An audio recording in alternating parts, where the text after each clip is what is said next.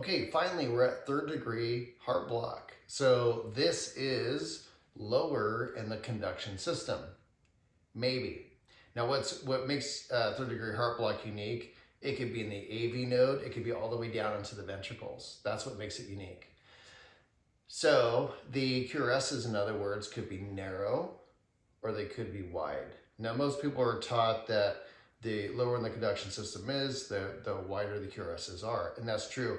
But again, with third degree heart block, it could be anywhere in between. So if the QRS is narrow, more than likely you're going to be closer to the AV node, whereas if the QRS is wide, you're closer to the ventricles. So if it's narrow, atropine actually might work, but if it's wide, atropine probably won't work. Because remember, atropine works on the AV node. Okay, so what makes third degree unique is you have two heart rates. You have your atrial rate and you have your ventricular rate.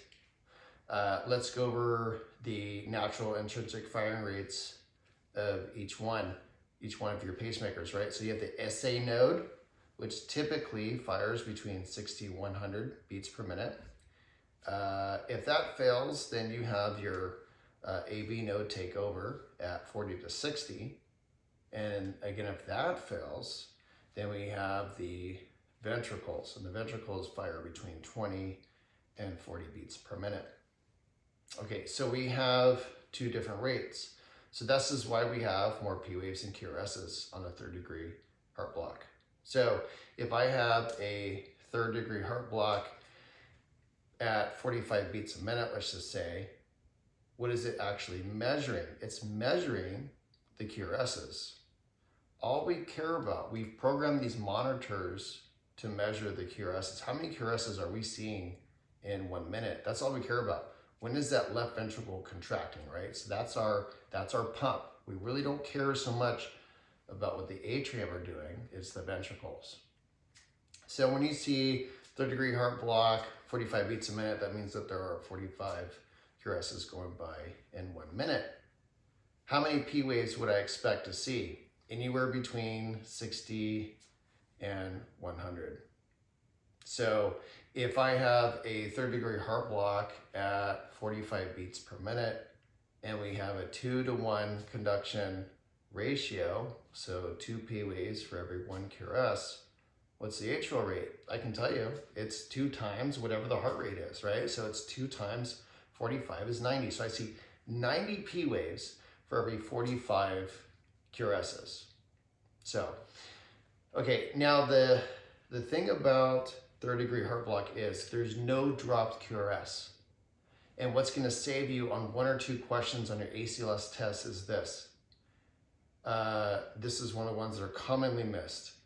I've graded so many ACLS tests. The difference between second degree type 1 and third degree. What's the difference? Third degree, there is no drop QRS. And how do I know that? Because the R to R interval is always the same. So anytime you analyze a heart block, do this first. Look at the QRSs and just find out if there's a drop. How do I know there's a drop? The R to R interval has to change. If the R to R interval does not change, there's no dropped QRS. I don't care what the P waves are doing. I don't care how many P waves there are. If the R to R interval is the same, there is no drop QRS. And there's no drop QRS, it can only be one of 2 heart blocks. It's either going to be first degree or third degree. Those cannot be confused with each other, right? Because first degree heart block is 1-to-1 conduction and third degree is going to be variable. All right, so that's third degree or complete heart block.